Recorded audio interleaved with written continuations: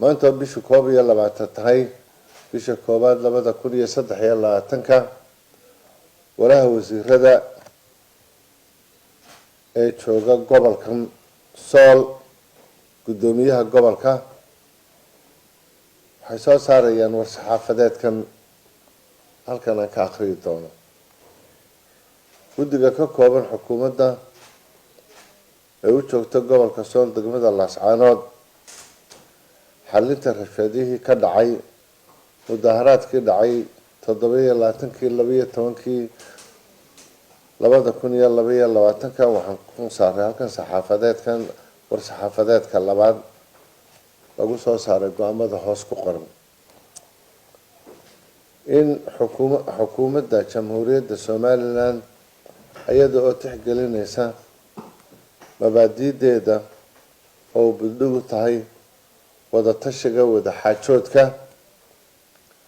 isla mar ahaantaasna aanu tixgelinayno war-saxaafadeedkii hore aanu soo saarnay kuna taariikhaysnaa 15 bisha koobaad 2023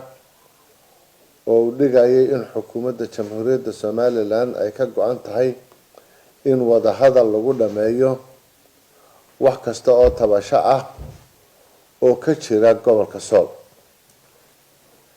sidaas darteed xukuumadda Jamhuuriyadda Somaliland waxay soo dhaweynaysaa shir kasta oo dhaqan ay beeshu qabsanayaan oo aan ka hor imanaynin jiritaanka Jamhuuriyadda Somaliland cid kasta oo ka tirsan maamul kale dowlad kale ururo kale oo siyaasadeed waxaa looga digayaa inaanay soo faragelin xaaladda ka taagan gobolka Sool iyo shirarka dhaqan ee beesha uga socda magaala madaxda gobolka Sool ee Laascaanood wabillahi tawfiiq